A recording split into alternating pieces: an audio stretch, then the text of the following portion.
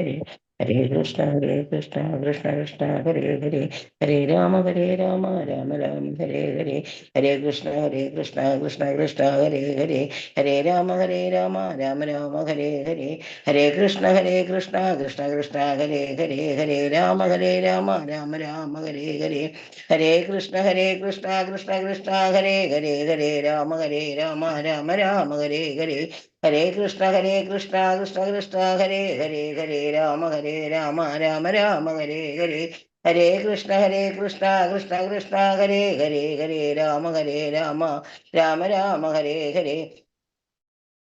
ഹരേ കൃഷ്ണ മാതാജി പ്രണാമം. ഹരേ കൃഷ്ണ. ഓം നമോ ഭഗവതേ വാസുദേവായ. ഓം നമോ ഭഗവതേ വാസുദേവായ. ഓം അജ്ഞാനതിമിരാന്തസ്യ ജ്ഞാനാഞ്ജനാശലാകയ ചക്ഷുരുന്മീലിതം യേന തസ്മൈ ശ്രീ ഗുരവേ നമഃ. നമോ വിഷ്ണുപാദായ കൃഷ്ണപ്രേഷ്ഠായ ഭൂതലേ ശ്രീമതേ ഭക്തിവേദാന്ത സ്വാമിനിധി നാമിനേ. നമസ്തേ സാരസ്വതേ ദേവേ ഗൗരവാണി പ്രചാരിണേ നിർവിശേഷ ശൂന്യവാദി പാശ്ചാത്യ ദേശധാരിണേ. ജയ ശ്രീ കൃഷ്ണ ചൈതന്യ പ്രഭു നിത്യാനന്ദ ശ്രീ അദ്വൈത ഗദാധര ശ്രീവാസാദി ഗൗര ഭക്ത വൃന്ദ. ഹരേ കൃഷ്ണ കൃഷ്ണ കൃഷ്ണ ഹരേ രാമ ഹരേ കൃഷ്ണ. നിഗമകരോർഗളിതം ഫലം സുഖമുഖാമൃതദ്രവ സംയുതം പിബത ഭാഗവതം രസമാലയം മുഹുരഹോ രസികാ ഭുവി ഭാവുകാഃ. നാരായണം നമസ്കൃത്യം നരം ചൈവ നരോത്തമം ദേവീം സരസ്വതീം വ്യാസം തതോ ജയമുദിരയേത്. നഷ്ടപ്രായേഷു ഭദ്രേഷു നിത്യം ഭാഗവത സേവയാ ഭഗവതേ ഉത്തമ ശ്ലോകേ ഭക്തിർഭവതി നൈഷ്ടകീ. കൃഷ്ണായ വാസുദേവായ ദേവകീ നന്ദനായ ച നന്ദഗോപകുമാരായ ഗോവിന്ദായ നമോ നമഃ. ഹരേ കൃഷ്ണ കൃഷ്ണ കൃഷ്ണ ഹരേ ഹരേ ഹരേ രാമ രാമ രാമ ഹരേ കൃഷ്ണ. ശ്രീ ശ്രീ രാധാ ഗോവിന്ദ ക്ലാസ്സിലേക്ക് ഹരേ കൃഷ്ണ പ്രണാമം ഹരേ കൃഷ്ണ മാതാജി പ്രണാമം.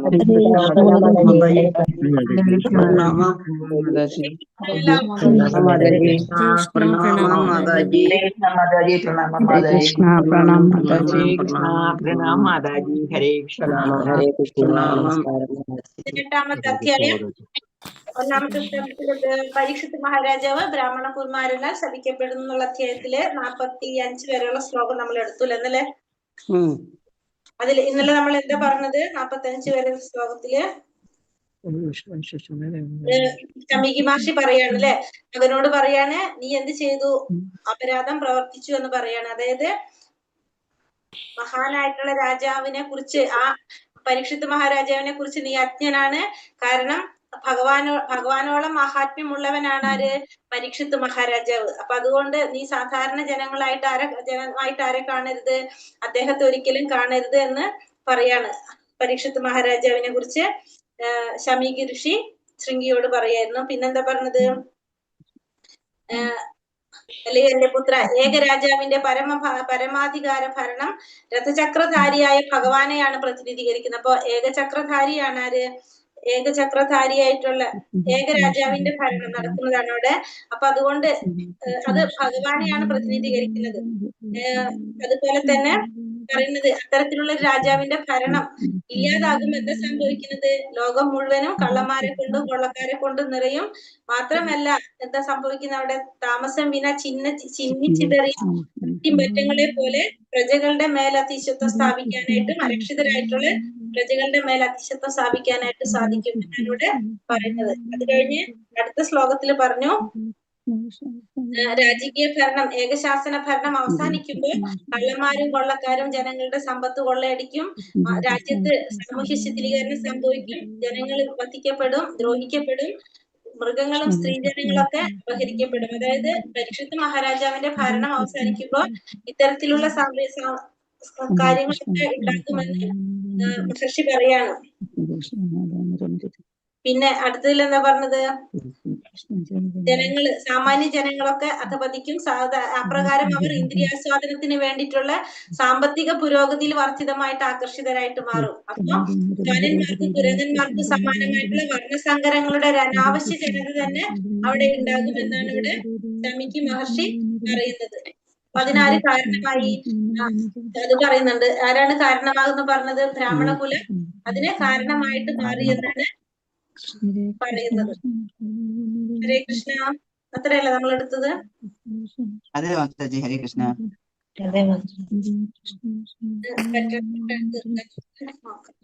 ഹരേ കൃഷ്ണ മാതാജി. ഹരേ കൃഷ്ണ.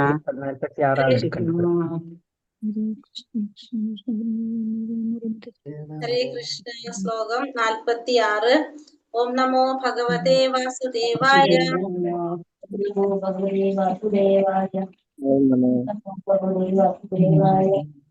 ഹരേ കൃഷ്ണ.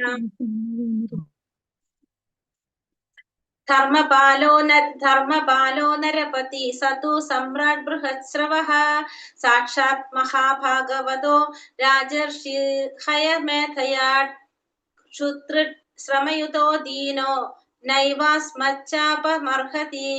ധർമ്മപാലോ നരപതി സതു സമ്രാട് ബൃഹത്സ്രവഃ സാക്ഷാത് മഹാഭാഗവതോ രാജർഷീർഹയമേധയാട് ക്ഷുത്രിട് ശ്രമയുതോ ദീനോ നൈവാസ്മച്ചാപമർഹതി.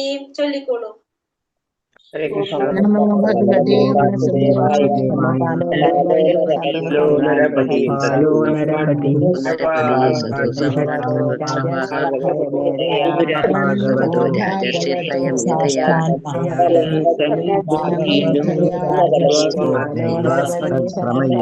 നരപതി സതു സമ്രാട് ബൃഹത്സ്രവഃ മഹാഭാഗവതോ രാജർഷീർഹയമേധയാ ക്ഷമയുതോ ദീനോ ധർമ്മപാലോ നരപതി സതു സമ്രാട് ബൃഹത്സ്രവഃ സാക്ഷാത് മഹാഭാഗവതോ രാജർഷീർഹയമേധയാ ക്ഷമയുതോ ദീനോ നൈവാസ്മച്ചാപമർഹതി.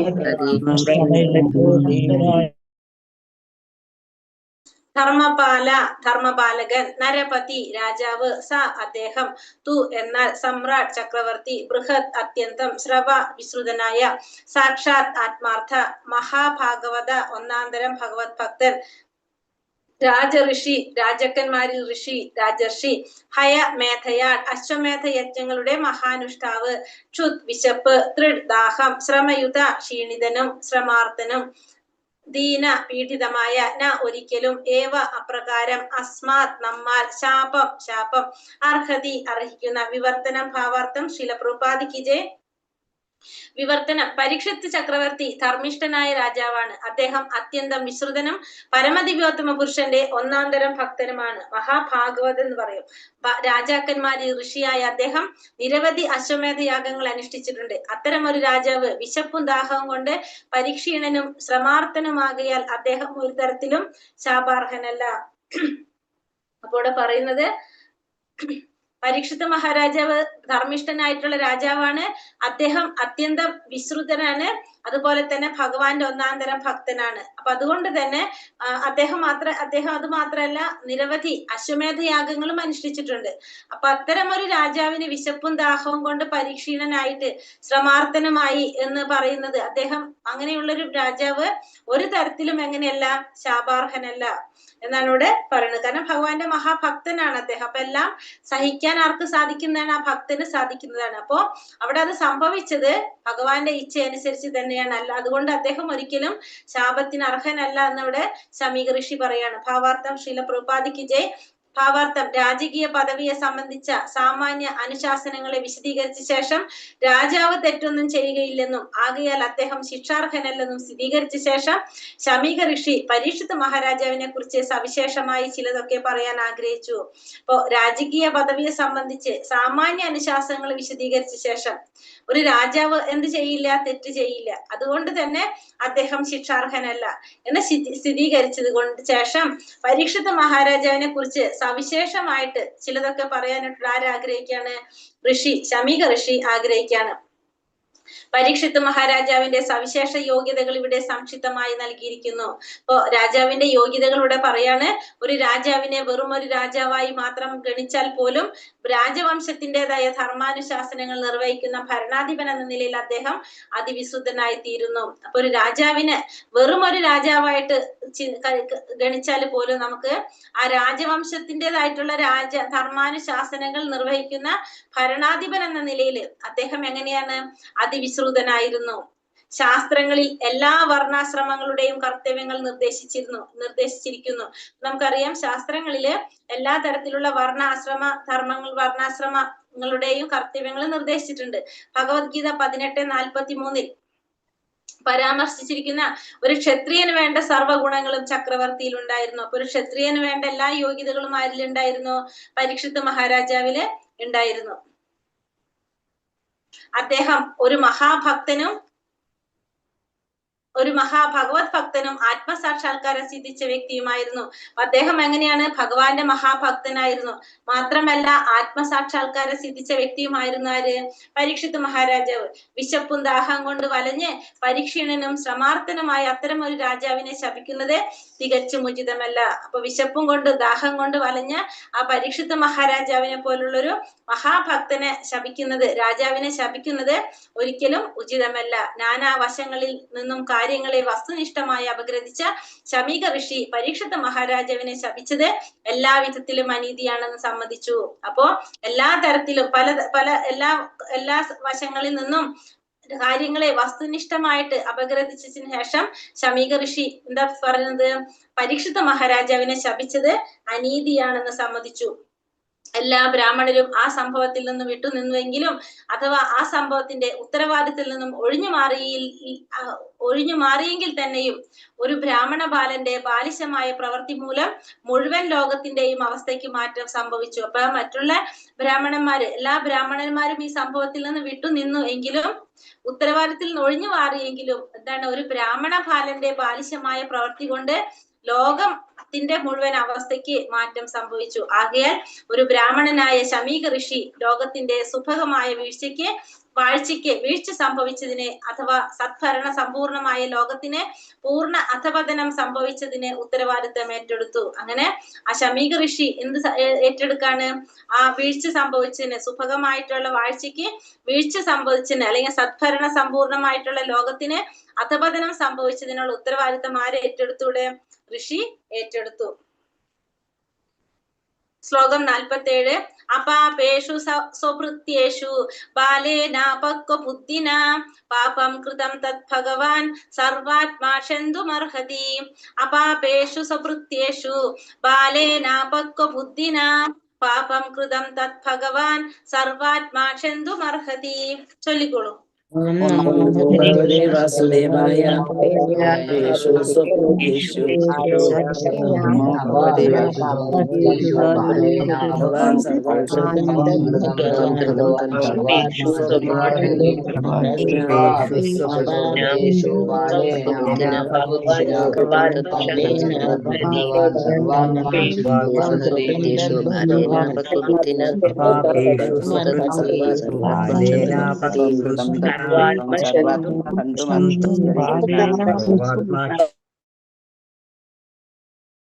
അപാപേഷു സർവപാപങ്ങളിൽ നിന്നും മുക്തനായവന്, സ്വഭൃത്യേഷു സംരക്ഷിക്കുവാൻ അർഹതയുള്ളവനും ആജ്ഞാനുവർത്തിയുമായവന്, ബാലേന ഒരു ബാലനാൽ, അപക്വനായ ബുദ്ധിയാൽ, പാപം കൃതം ചെയ്തു, തത് ഭഗവാൻ ആകയാൽ പരമദിവ്യോത്തമ പുരുഷൻ, സർവവ്യാപിയായ, ക്ഷന്തും ക്ഷമിക്കാൻ, അർഹമായ, ക്ഷന്തുമർഹതി ക്ഷമാർഹമായ.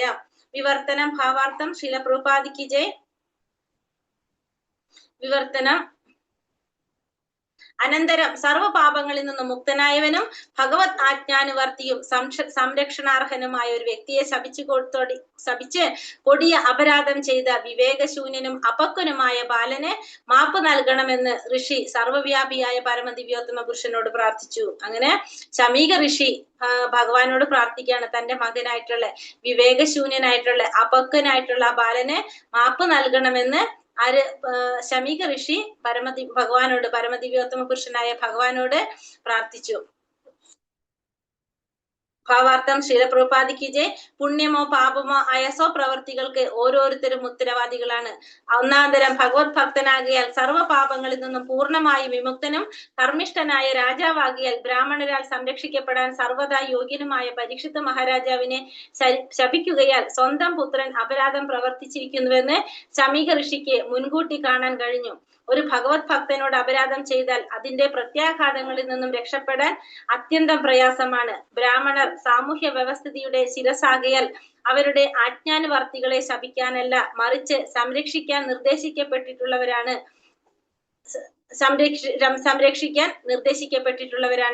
ആജ്ഞാനുവർത്തികളായ ക്ഷത്രിയനെയോ വൈശ്യനെയോ ഒരു ബ്രാഹ്മണൻ കോപാവേശത്തോടെ ശപിക്കാവുന്ന സന്ദർഭങ്ങളുണ്ട്. എന്നാൽ മുമ്പ് വിശദമാക്കിയതുപോലെ പരീക്ഷിത് മഹാരാജാവിന്റെ കാര്യത്തിൽ അത് അടിസ്ഥാനരഹിതമായിരുന്നു.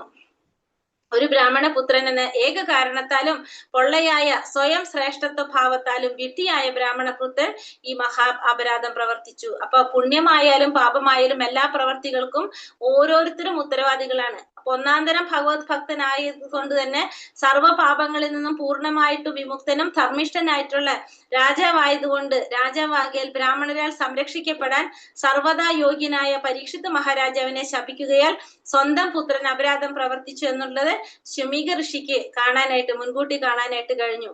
ഇവിടെ ബ്രാഹ്മണര് എന്ന് പറഞ്ഞാല് നമുക്കറിയാം ഏറ്റവും മുകളിൽ വരുന്നത് ആരാണ്? ബ്രാഹ്മണരാണ്. ബ്രാഹ്മണർ മറ്റുള്ളവരെ സംരക്ഷിക്കേണ്ടവരാണ്. ബ്രാഹ്മണരെ സംരക്ഷിക്കപ്പെടാനായിട്ട് സർവ്വതാ യോഗ്യനാണ് പരീക്ഷിത് മഹാരാജാവ്. അവരൊരിക്കലും മറ്റുള്ളവരോട് ഇതേപോലെ ശാപങ്ങളൊന്നും ചെയ്യാനായിട്ട് പാടില്ല. ഒരു ഭഗവത് ഭക്തനോട് അപരാധം ചെയ്താൽ അതിന്റെ പ്രത്യാഘാതങ്ങളിൽ നിന്ന് രക്ഷപ്പെടാൻ അത്യന്തം പ്രയാസമാണ്. അപ്പൊ ഭഗവാനോട് നമുക്കറിയാം, ഭഗവാനോട് എന്തെങ്കിലും നമ്മൾ അപരാധം ചെയ്താൽ ഭഗവാൻ പൊറുക്കും. പക്ഷെ ഭഗവാന്റെ ഭക്തന്മാരോട് അപരാധം ചെയ്താൽ ഭഗവാൻ ഒരിക്കലും പൊറുക്കില്ല. അപ്പൊ അതിൽ നിന്ന് രക്ഷപ്പെടാനായിട്ട് നമുക്ക് വളരെയധികം പ്രയാസമാണ്. ബ്രാഹ്മണർ സാമൂഹ്യ വ്യവസ്ഥകളുടെ ശിരസായകയാൽ, അപ്പൊ സാമൂഹ്യ വ്യവസ്ഥിതിയുടെ ശിരസാണ് ആര്? ബ്രാഹ്മണര്. അതുകൊണ്ട് തന്നെ അവരുടെ ആജ്ഞാനുവർത്തികളെ ശപിക്കാനല്ല, മറിച്ച് സംരക്ഷിക്കാൻ നിർദ്ദേശിക്കപ്പെട്ടവരാണവർ. അപ്പൊ അവര് മറ്റുള്ളവരെ ശപിക്കല്ല വേണ്ടത്, സംരക്ഷിക്കാണ് വേണ്ടത്. ആജ്ഞാനുവർത്തികളായ ക്ഷത്രിയനെയോ വൈശ്യനെയോ ഒരു ബ്രാഹ്മണൻ കോപാവശ്യത്തോടെ ശപിക്കാവുന്ന സന്ദർഭങ്ങളുണ്ട്. അപ്പൊ ചില സന്ദർഭങ്ങളുണ്ട് തിരിച്ച് ക്ഷത്രിയനായാലും വൈശ്യരായാലും അവരെ കോപത്തോടെ ശപിക്കാവുന്ന ചില സന്ദർഭങ്ങളുണ്ട്. എന്നാൽ മുമ്പ് വിശദമാക്കിയതുപോലെ പരീക്ഷിത് മഹാരാജാവിന്റെ കാര്യത്തിൽ അത് അടിസ്ഥാനരഹിതമായിരുന്നു. പക്ഷെ ഇവിടെ പരീക്ഷിത് മഹാരാജാവിനെ ശപിക്കേണ്ട അത്തരത്തിലുള്ള യാതൊരു സന്ദർഭവും ഇവിടെ ഉണ്ടായിരുന്നില്ല. ഒരു ബ്രാഹ്മണ പുത്രൻ എന്ന കാരണം കൊണ്ടും സ്വയം ശ്രേഷ്ഠത്വ ഭാവത്തിലും വിഡ്ഢിയായിട്ടുള്ള ബ്രാഹ്മണപുത്രൻ ഈ മഹാപരാധം പ്രവർത്തിച്ചു. അപ്പൊ അദ്ദേഹം സ്വയം ആ ബ്രാഹ്മണപുത്രൻ എന്താ വിധിച്ചത്? ഞാൻ ബ്രാഹ്മണപുത്രനാണ് എന്ന കാരണം കൊണ്ടും പൊള്ളയായിട്ടുള്ള ശ്രേഷ്ഠനാണെന്നുള്ള ഭാവത്തോടെ വിഡ്ഢിയായിട്ടുള്ള ബ്രാഹ്മണപുത്രൻ അപരാധം പ്രവർത്തിച്ചു. തന്റെ ശുദ്ധഭക്തനെ ശിക്ഷിക്കുന്ന ഒരു വ്യക്തിക്കും ഭഗവാൻ ഒരിക്കലും മാപ്പ് കൊടുക്കില്ല. അപ്പൊ ഒരു ശുദ്ധഭക്തനെ ശിക്ഷിച്ചു കഴിഞ്ഞാല് ഭഗവാൻ അവർക്ക് ഒരിക്കലും എന്ത് കൊടുക്കില്ല? മാപ്പ് കൊടുക്കില്ല. ആകയാൽ അവിവേകിയായ ശൃംഗി രാജാവിനെ ശപിച്ചതിലൂടെ വെറും ഒരു പാപം മാത്രമല്ല, മഹാ അപരാധമാണ് പ്രവർത്തിച്ചത്. അപ്പൊ ഇവിടെ ശൃംഗി ചെയ്തത് ഒരു പാപം മാത്രമല്ല, മറിച്ച് എന്താണ്? മഹാ അപരാധമാണ് ചെയ്തത്. ആയതിനാൽ തന്റെ പുത്രനെ അവന്റെ പാപപ്രവർത്തിയിൽ നിന്നും പരമദിവ്യോത്തമ പുരുഷന് മാത്രമേ രക്ഷിക്കാൻ കഴിയുകയുള്ളെന്ന് ഋഷിക്ക് മുൻകൂട്ടി കാണാൻ കഴിഞ്ഞു. അപ്പൊ അതുകൊണ്ട് തന്നെ ഋഷിക്ക് മുൻകൂട്ടി മനസ്സിലാക്കാൻ സാധിച്ചു, ഭഗവാന് മാത്രമേ ഇനി തന്റെ മകനെ രക്ഷിക്കാനായിട്ട് സാധിക്കുള്ളൂ. ആയതിനാൽ അദ്ദേഹം നേരിട്ട് ഭഗവാനോട് ക്ഷമയാചിച്ചു. ഭഗവാന് മാത്രമേ അസാധ്യമായ ഒരു കാര്യത്തെ സാധ്യമാക്കാൻ കഴിയുകയുള്ളൂ. ബുദ്ധിവികാസം പ്രാപിച്ചിട്ടില്ലാത്ത വിഡ്ഢിയായ ബാലന് വേണ്ടിയാണ് അദ്ദേഹം പ്രാർത്ഥിച്ചത്. അപ്പോ ഇനി ഇതിൽ നിന്ന് തന്നെ രക്ഷിക്കാൻ ആർക്കും മാത്രമേ സാധിക്കുള്ളൂ? ഭഗവാന് മാത്രമേ സാധിക്കുള്ളൂ. കാരണം അസാധ്യമായത് സാധ്യമാക്കാൻ ആർക്കേ സാധിക്കൂ?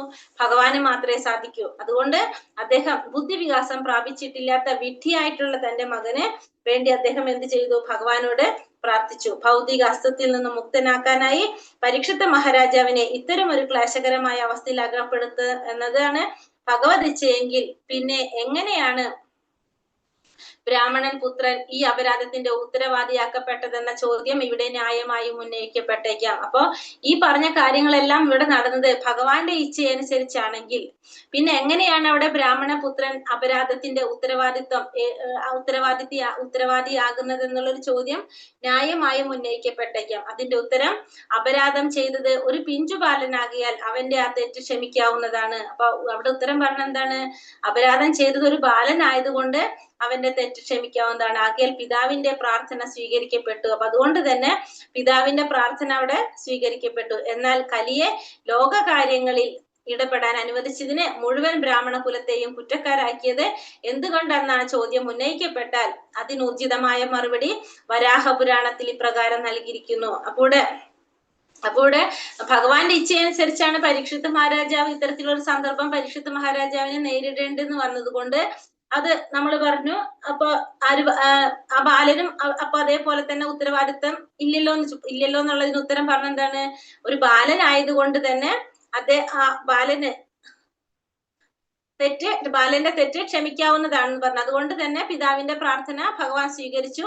അപ്പൊ ആ ബാലൻ ചെയ്ത തെറ്റ് അവിടെ സ്വീകരിക്കപ്പെട്ടു, ഭഗവാൻ അത് ക്ഷമിച്ചു. പിന്നെ അടുത്തത് എന്താ പറഞ്ഞത്, കലിയെ ലോകകാര്യങ്ങളിൽ ഇടപെടാൻ അനുവദിച്ചതിന് മുഴുവൻ ബ്രാഹ്മണ കുലത്തെയും കുറ്റക്കാരാക്കിയത് എന്തുകൊണ്ടെന്ന ചോദ്യത്തിന് ഉത്തരം പറയുന്നത് വരാഹപുരാണത്തിൽ പറഞ്ഞിരിക്കുന്നതാണ്. ഭഗവാനോട് ശത്രുതാപരമായി പെരുമാറിയ ഭഗവാനാൽ വധിക്കപ്പെടാത്ത അസുരന്മാരെ കലിയുഗത്തിന്റെ ആനുകൂല്യം പ്രയോജനപ്പെടുത്തുവാൻ ബ്രാഹ്മണ കുലത്തിൽ ജന്മമെടുക്കാൻ അനുവദിച്ചു. സമ്പൂർണനായ ഭഗവാൻ ധർമ്മശീലരായ ബ്രാഹ്മണ കുടുംബത്തിൽ ജാതരാക്കിക്കൊണ്ട് മോക്ഷമാർഗത്തിലേക്ക് മുന്നേറാൻ അവർക്ക് അവസരം നൽകി. ഈ സുവർണ അവസരം പ്രയോജനപ്പെടുത്തുന്നതിനായി പകരം വിഡ്ഢികളായ അസുരന്മാർ ബ്രാഹ്മണന്മാരായി തീർന്ന അഭിമാന ഗർവത്താൽ ബ്രാഹ്മണീയ സംസ്കാരത്തെയും അധികാരത്തെയും ദുരുപയോഗം ചെയ്തു. അപ്പോൾ ഇവിടെ പറഞ്ഞത് ഭഗവാന് വരാഹപുരാണത്തിൽ പറയുന്ന മറുപടി,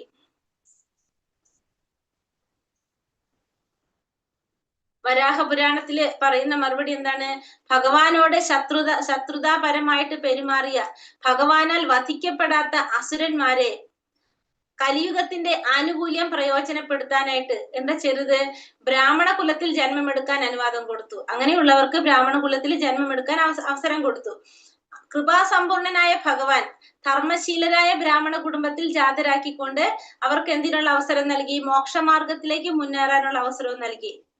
എന്നാൽ ഈ സുവർണ അവസരം പരമാവധി പ്രയോജനപ്പെടുത്തുന്നതിന് പകരം ഈ വിഡ്ഢികളായിട്ടുള്ള അസുരന്മാര്, ബ്രാഹ്മണരായി തീർന്ന ഈ അസുരന്മാര് അഭിമാന ഗർവത്താൽ ബ്രാഹ്മണീയ സംസ്കാരത്തെയും അധികാരത്തെയും ദുരുപയോഗം ചെയ്തു. പക്ഷെ അവരെന്താ ചെയ്തത്, അവർ ഈ മോക്ഷമാർഗത്തിലേക്ക് മുന്നേറാനുള്ള അവസരം അവര് അത് ഉപയോഗിക്കുന്നതിന് പകരം, ആ അവസരം അവര് പ്രയോജനപ്പെടുത്തുന്നതിന് പകരം അവര് ബ്രാഹ്മണരായി തീർന്നു എന്നുള്ള അഭിമാന ഗർവ് കൊണ്ട് ആ ബ്രാഹ്മണീയ സംസ്കാരത്തെയും അധികാരത്തെയും ദുരുപയോഗം ചെയ്യാണ് ചെയ്യുന്നത്.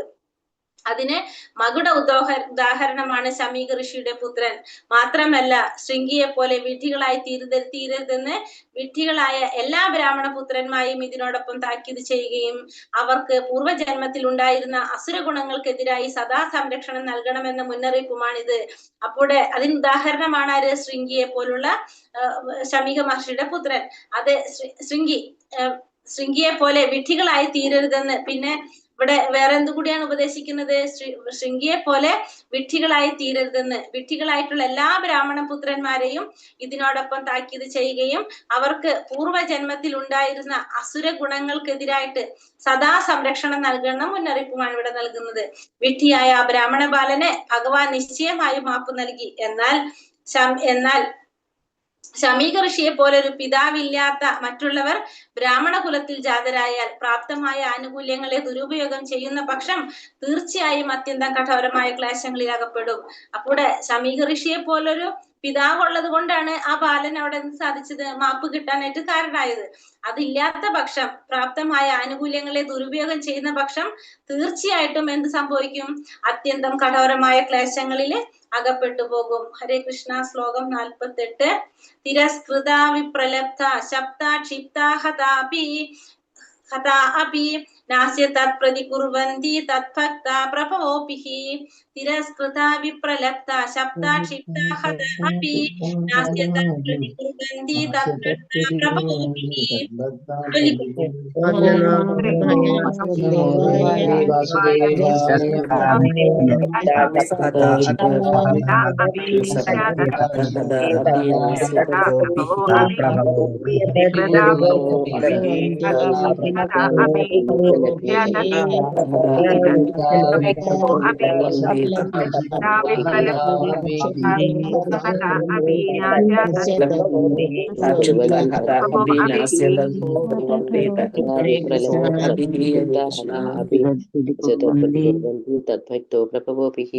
ഹരേ കൃഷ്ണ.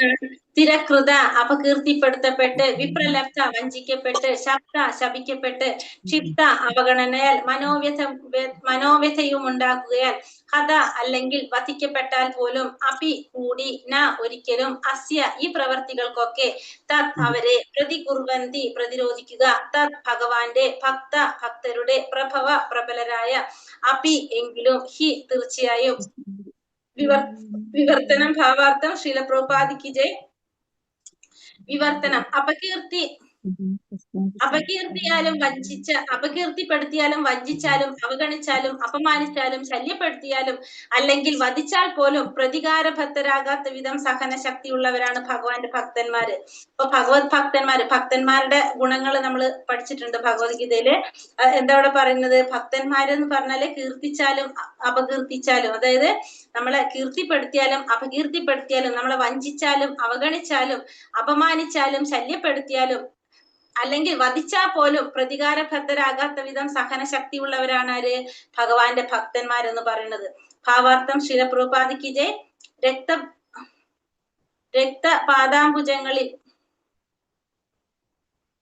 രക്തപാദാംബുജങ്ങളിൽ അപരാധം പ്രവർത്തിച്ച വ്യക്തിയോട് ഭഗവാൻ ഒരിക്കലും ക്ഷമിക്കുകയില്ലെന്ന് ശമീക ഋഷിക്ക്, ഭക്തപാദാംബുജങ്ങളിൽ അപരാധം പ്രവർത്തിച്ച വ്യക്തിയോട് ഭഗവാൻ ഒരിക്കലും ക്ഷമിക്കുകയില്ലെന്ന് ശമീക ഋഷിക്ക് നല്ലവണ്ണം അറിയാമായിരുന്നു. ഭക്തനിൽ അഭയം പ്രാപിക്കണമെന്ന നിർദ്ദേശം മാത്രമേ ഭഗവാൻ നൽകുകയുള്ളൂ.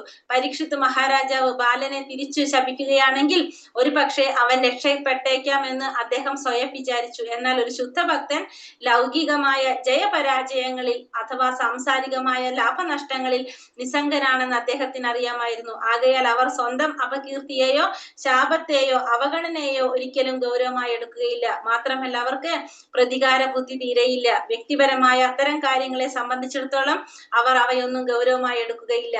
എന്നാൽ അവയൊക്കെ ഭഗവാനോ അല്ലെങ്കിൽ ഭഗവാന്റെ ഭക്തന്മാർക്കോ എതിരായി പ്രയോഗിക്കുന്ന പക്ഷം ഭക്തന്മാർ അതിനെതിരെ വളരെ കർശനമായ നടപടിയെടുക്കുന്നു. ഇത് തികച്ചും വ്യക്തിപരമായ ഒരു കാര്യമായതിനാൽ പരീക്ഷിത്ത് മഹാരാജാവ് ഇതിനെതിരെ ഒരു നടപടിയും എടുക്കുമില്ലെന്ന് ശമീക ഋഷിക്ക് അറിയാമായിരുന്നു. അപ്പോൾ ഭഗവാന്റെ ഭക്തന്മാരുടെ പാദാംബുജങ്ങളിൽ അപരാധം പ്രവർത്തിച്ച വ്യക്തിയോട് ഭഗവാൻ ഒരിക്കലും ക്ഷമിക്കില്ലെന്ന് ആർക്കറിയാം? ശമീക ഋഷിക്ക് അറിയാം. ഭക്തനിൽ അഭയം പ്രാപിക്കണമെന്ന നിർദ്ദേശം മാത്രമേ ഭഗവാൻ നൽകുകയുള്ളൂ. പരീക്ഷിത്ത് മഹാരാജാവ് ബാലനെ തിരിച്ചു ശപിക്കുകയാണെങ്കിൽ ഒരു പക്ഷേ അവൻ രക്ഷപ്പെട്ടേക്കാമെന്ന് ആർക്കറിയാം? ശമീക ഋഷിക്ക് അറിയാം. പക്ഷെ ഒരു ഭക്തൻ ഒരിക്കലും എന്ത് ചെയ്യില്ല? അത്തരത്തിലുള്ള ഒരു പ്രവൃത്തി ചെയ്യില്ല. കാരണം ഒരു ഭക്തൻ എന്താ പറയുന്നത്? ഒരു ഭക്തൻ ഒരിക്കലും ഇത്തരത്തിലുള്ള മാനങ്ങളോ അപമാനങ്ങളോ ശാപത്തെ ഇതിനൊക്കെ എന്താ ചെയ്യണത്? ഗൗരവമായി എടുക്കുന്നില്ല. ഇതിനൊക്കെ ശാപത്തെ അല്ലെങ്കിൽ അപകീർത്തിയെ അവഗണന ഇതൊന്നും ഒരിക്കലും ഒരു ഭക്തൻ ഒരിക്കലും ഗൗരവമായി എടുക്കുകയില്ല. മാത്രമല്ല പ്രതികാര ബുദ്ധിയും ആർക്കുണ്ടാവില്ല? ഭക്തന്മാർക്കുണ്ടാവില്ല. ഒരു വ്യക്തിപരമായ അത്തരം കാര്യങ്ങളെ സംബന്ധിച്ചിടത്തോളം അവർ അതൊന്നും ഗൗരവമായിട്ട് എടുക്കില്ല. എന്നാൽ അവയൊക്കെ ഭഗവാനോ അല്ലെങ്കിൽ ഭക്തന്മാർക്കും എതിരായി പ്രയോഗിക്കുന്ന പക്ഷം ഭക്തന്മാർ അതിനെ വളരെ കർശനമായി നടപടിയെടുക്കുന്നു. അപ്പോ വ്യക്തിപരമായിട്ട് നമ്മൾ ആരെങ്കിലും അപകീർത്തിപ്പെടുത്തുക, നമ്മൾ ആരെങ്കിലും ഉപദ്രവിക്കുക, ശപിക്കുക, അവഗണിക്കുക ചെയ്യുകയാണെങ്കിൽ അതൊരാളും എന്ത് ചെയ്യില്ല? പരിഗണിക്കില്ല. അതിനെ ഒരു ഗൗരവമായിട്ട് എടുക്കില്ല. പക്ഷെ നേരെ മറിച്ച് ഭഗവാനെ അല്ലെങ്കിൽ ഭഗവാന്റെ മറ്റു ഭക്തന്മാരെയാണ് ഇത്തരത്തില് അപരാധം ചെയ്യുന്നത് അല്ലെങ്കിൽ അവഗണിക്കുന്നതെങ്കിൽ അത്തരത്തില് അവരവിടെ എന്ത് ചെയ്യും? കർശനമായ നടപടികൾ എടുക്കും അവർക്കെതിരെ. ഇത് തികച്ചും വ്യക്തിപരമായ ഒരു കാര്യമായതിനാൽ പരീക്ഷിത്ത് മഹാരാജ് ഇതിനെതിരെ ഒരു നടപടി എടുക്കില്ലെന്ന് ശമീക ഋഷിക്ക് അറിയാമായിരുന്നു. ഇതിപ്പോ രാജാവിനെ മാത്രം ബാധിക്കുന്ന ഒരു കാര്യമാണ്. അപ്പൊ അതുകൊണ്ട് രാജാവ് ഇതിനെതിരെ ഒരു നടപടി എടുക്കില്ല എന്നുള്ളത് ആർക്കറിയാം? ഋഷിക്കറിയാം. ആകയാൽ അപക്വനായ ഒരു ബാലന്റെ അവിവേകത്തിന് ഭഗവാനോട് മാപ്പ് നൽകാൻ പ്രാർത്ഥിക്കുകയല്ലാതെ പോം വഴിയൊന്നുമില്ലായിരുന്നു. അപ്പൊ അതുകൊണ്ട് തന്നെ ഭഗവാനോട് പ്രാർത്ഥിക്കല്ലാതെ വേറൊരു വഴി ആർക്കുണ്ടായിരുന്നില്ല? ഋഷിക്ക് ഉണ്ടായിരുന്നില്ല. ഹരേ കൃഷ്ണ. ശ്ലോകം 49. ഇതി പുത്രകൃതാഖേന സോനുപ്തപ്തോ മഹാമുനി സ്വയം വിപ്രകൃതോ രാജ്ഞാ നൈവാഖം തത ചിന്തയത്. ഇതി പുത്രകൃതാഖേന സോനു തപ്തോ മഹാമുനി സ്വയം വിപ്രകൃതോ രാജ്ഞാ നൈവാഖം തത ചിന്തയത്. ചൊല്ലിക്കോളൂ. ഓം നമോ ഭഗവതേ വാസുദേവായ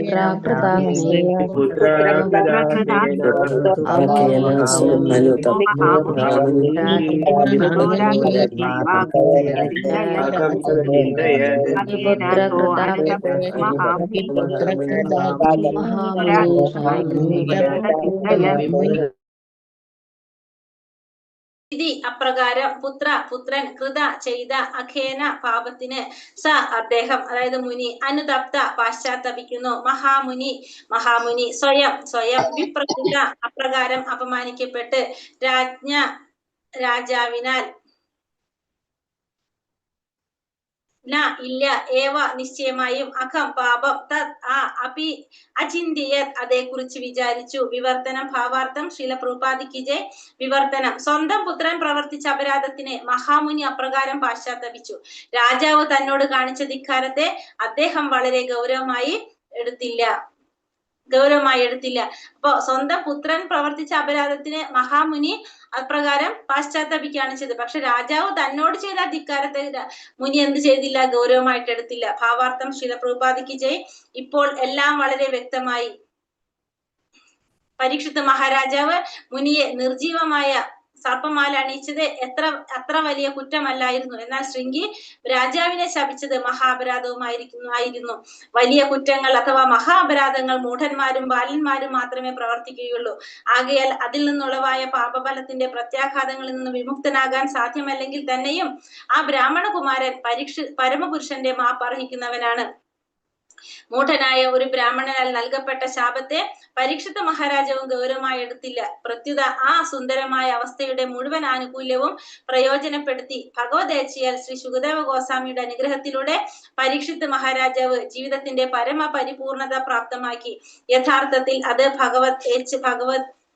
ഭഗവദീച്ഛയായിരുന്നു. പരീക്ഷിത മഹാരാജാവും ശമീക ഋഷിയും അദ്ദേഹത്തിന്റെ പുത്രൻ ശൃംഗിയും ഒക്കെ ഭഗവദീച്ഛ നിറവേറ്റുന്നതിനുള്ള കാരണങ്ങളാകുന്നു. സർവ്വതും ഭഗവാനുമായി ബന്ധപ്പെടുത്തി നിർവഹിക്കപ്പെട്ടതാകയാൽ ആരും ക്ലേശങ്ങളിൽ അകപ്പെടുത്തപ്പെട്ടില്ല. ഇവിടെ പറയുന്നത് ഇപ്പോൾ എല്ലാം വളരെ വ്യക്തമായിട്ട്, പരീക്ഷിത് മഹാരാജാവ് നിർജീവമായിട്ടുള്ള സർപ്പമാല അണിച്ചത് അത് വലിയൊരു കുറ്റമല്ല. ശൃംഗി രാജാവിനെ ശപിച്ചതാണെങ്കിലോ മഹാപരാധമായിരുന്നു. വലിയ കുറ്റങ്ങൾ അഥവാ മഹാപരാധങ്ങൾ മൂഢന്മാരും ബാലന്മാരുമാണ് ഇതൊക്കെ ചെയ്യുന്നത്. ആകയാൽ നിന്നുളവായിട്ടുള്ള പാപത്തിന്റെ പ്രത്യാഘാതങ്ങളിൽ നിന്ന് വിമുക്തനാകാനായിട്ട് സാധ്യമല്ലെങ്കിൽ തന്നെയും പക്ഷെ ഇവിടെ സംഭവിച്ചു, പരമപുരുഷന്റെ മാപ്പ് അർഹിക്കുന്നവനായിട്ട് മാറിയ ബ്രാഹ്മണകുമാരൻ. മൂഢനായ ബ്രാഹ്മണനാൽ നൽകപ്പെട്ട ശാപത്തെ പരീക്ഷിത് മഹാരാജാവും അത്ര ഗൗരവമായിട്ട് എടുത്തില്ല. പ്രത്യുത ആ സുന്ദരമായ അവസ്ഥയുടെ മുഴുവൻ ആനുകൂല്യങ്ങളും പ്രയോജനപ്പെടുത്തി ഭഗവാന്റെ ഇച്ഛയനുസരിച്ച് ശുകദേവ ഗോസ്വാമിയുടെ അനുഗ്രഹത്തിലൂടെ പരീക്ഷിത് മഹാരാജാവ് ആ ജീവിതത്തിന്റെ പരിപൂർണത പ്രാപ്തമാക്കാൻ സാധിച്ചു. അപ്പൊ ആ ഒരു സാഹചര്യം കണക്കിലെടുത്തുകൊണ്ട് ശുകദേവ ഗോസ്വാമിയുടെ അനുഗ്രഹത്തോടെ പരീക്ഷിത് മഹാരാജാവിന് എന്ത് സാധിച്ചു? പരമമായിട്ടുള്ള പരിപൂർണത പ്രാപ്തമാക്കാനായിട്ട് സാധിച്ചു. യഥാർത്ഥത്തിൽ അത് ഭഗവദീച്ഛയായിരുന്നു. അതിനു വേണ്ടിയിട്ട് പരീക്ഷിത് മഹാരാജാവും ശമീക ഋഷിയും അദ്ദേഹത്തിന്റെ പുത്രനായിട്ടുള്ള ശൃംഗിയും ഒക്കെ ഭഗവത് ഇച്ഛ നിറവേറ്റുന്നതിനുള്ള കാരണങ്ങളായി തീരാണ് ചെയ്യുന്നത്. സർവ്വതും ഭഗവാനുമായിട്ട് ബന്ധപ്പെടുത്തി നിർവഹിക്കപ്പെട്ടത് കൊണ്ട് തന്നെ അവിടെ ആർക്കും എന്തനുഭവിക്കേണ്ടി വന്നില്ല? ക്ലേശങ്ങളൊന്നും അനുഭവിക്കേണ്ടി വന്നില്ല, അല്ലെങ്കിൽ ക്ലേശങ്ങളില് അകപ്പെടേണ്ടതായിട്ട് വന്നില്ല. ഈ ഒരു ശ്ലോകം കൂടി എടുക്കാം. പ്രായശാ സാധവോ ലോകേ പരൈർദ്വന്ദ്വേഷു യോജിതഃ നാവ്യഥന്തി ന ഹൃഷ്യന്തി യഥാത്മാ ഗുണ ആശ്രയഃ. വാസുദേവായ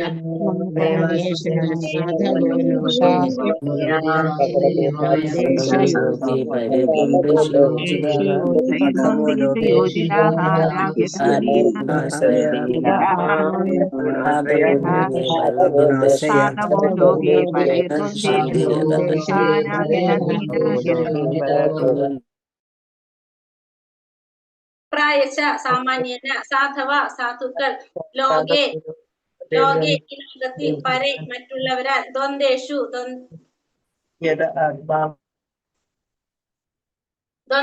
ദ്വൈതത്തിൽ, യോജിത വ്യാപൃതനാകിയാൽ, ന ഒരിക്കലും, വ്യതന്തി ക്ലേശകരം, ന ഇതുമില്ല, ഹൃഷ്യന്തി ആനന്ദം അനുഭവിക്കുന്നു, യഥാ തന്നിമിത്തം, ആത്മാ സ്വയം, അഗുണാശ്രയം അതീന്ദ്രിയമായ, വിവർത്തനം ഭാവാർത്ഥം ശ്രീല പ്രഭുപാദിക്ക് ജയ്. വിവർത്തനം സാമാന്യന അതീന്ദ്രിയവാദികൾ ഭൗതിക ലോകത്തെ ദ്വൈതങ്ങളിൽ മറ്റുള്ളവരാൽ വ്യാപൃതരാക്കപ്പെട്ടാൽ തന്നെയും ദുഃഖിതരാകുന്നില്ല. മാത്രമല്ല ആത്മജ്ഞാനപരവും അതീന്ദ്രിയവുമായി വ്യാപൃതരാകയാൽ അവർ ലൗകിക ആനന്ദം കൈക്കൊള്ളുന്നില്ല. സാധാരണ പറഞ്ഞതാണ് അതീന്ദ്രിയവാദികൾ ഭൗതിക ലോകത്തെ ദ്വൈതങ്ങളിൽ മറ്റുള്ളവരെ വ്യാപൃതരാക്കപ്പെട്ടാൽ പോലും അവര് ദുഃഖിതരാകുന്നില്ല. കാരണം അവരെങ്ങനെയുള്ളവരാണ്? അതീന്ദ്രിയവാദികളാണ്. മാത്രമല്ല ആത്മജ്ഞാനപരവും അതീന്ദ്രിയവുമായിട്ട് വ്യാപൃതരാകിയാൽ അവരെന്ത് ചെയ്യുന്നില്ല? ലൗകികമായ ആനന്ദം അവരൊരിക്കലും കൈക്കൊള്ളുന്നില്ല. ഭാവാർത്ഥം ശ്രീല പ്രഭുപാദിക്ക് ജയ്. അതീന്ദ്രിയവാദികൾ പ്രയോഗ സിദ്ധാന്ത ദാർശനികരും അഥവാ പ്രായോഗിക ജ്ഞാനത്തെ മാത്രം കണക്കിലെടുക്കുന്ന തത്വജ്ഞാനികളും യോഗികളും ഭഗവത് ഭക്തന്മാരുമാകുന്നു. ഈ അതീന്ദ്രിയവാദികൾ എന്ന് പറഞ്ഞാല് പ്രയോഗ സിദ്ധാന്ത ദാർശനികര്, അല്ലെങ്കിൽ പ്രായോഗിക ജ്ഞാനത്തെ മാത്രം കണക്കിലെടുക്കുന്ന തത്വജ്ഞാനികള്, യോഗികള്, ഭഗവാന്റെ ഭക്തന്മാരെല്ലാം അതീന്ദ്രിയവാദികളാണ്. പ്രായോഗ സിദ്ധാന്ത ദർശനികർ പരിപൂർണനും നിരപേക്ഷവും പരമവുമായ പരബ്രഹ്മ അസ്തിത്വത്തിൽ വിലയിക്കുന്ന പരിപൂർണനെ ലക്ഷീകരിക്കുന്നു. അപ്പോൾ പ്രായോഗിക സിദ്ധാന്ത ദർശനികള് അവരെന്തിനാണ് ലക്ഷ്യമാക്കുന്നത്?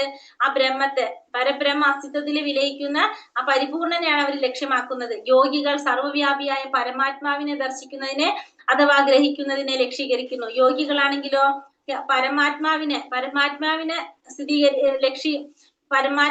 സാക്ഷാത്കരിക്കാനാണ് ലക്ഷ്യമിടുന്നത്. എന്നാൽ ഭഗവത് ഭക്തന്മാർ പരമദിവ്യോത്തമ പുരുഷന്റെ ഭഗവാന്റെ അതീന്ദ്രിയ പ്രേമയുധ സേവനത്തിൽ നിരതരായിരിക്കുന്നു. ഭക്തന്മാരാണ് എന്താഗ്രഹിക്കുന്നത്?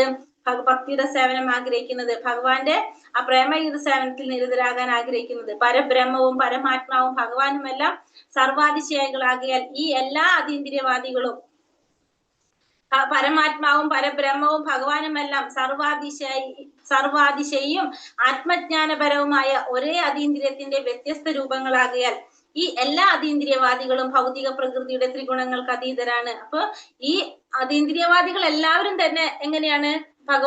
പ്രകൃതിയുടെ ത്രിഗുണങ്ങൾക്ക് അതീതരാണ്. കാരണം ഈ മൂന്ന് പേരും, പരബ്രഹ്മമായാലും പരമാത്മാവായാലും ഭഗവാനായാലും, അതീന്ദ്രിയത്തിന്റെ വ്യത്യസ്ത രൂപങ്ങളാണ്, പരമസത്യത്തിന്റെ വ്യത്യസ്ത ഭാവങ്ങളായതുകൊണ്ട് തന്നെ എല്ലാവരും, ഈ അതീന്ദ്രിയവാദികൾ എല്ലാവരും തന്നെ ഭൗതിക പ്രകൃതിയുടെ ത്രിഗുണങ്ങൾക്ക് അതീതരാണ്.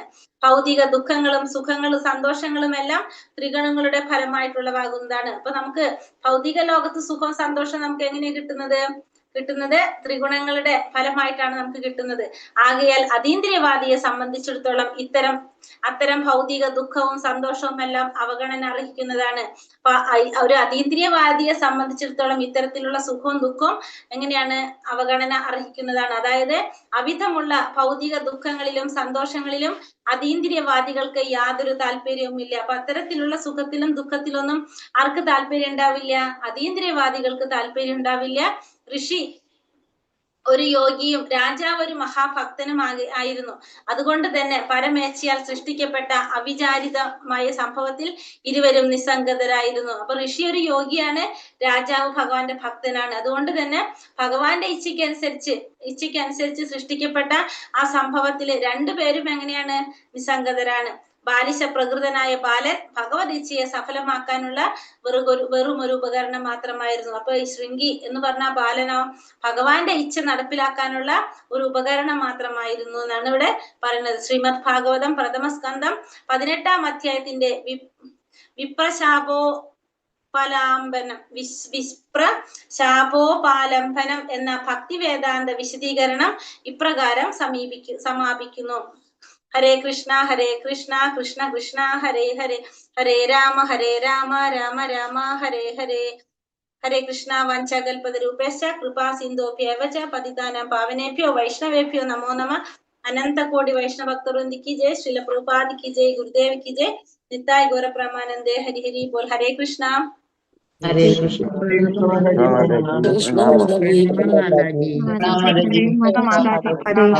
പ്രണാമം.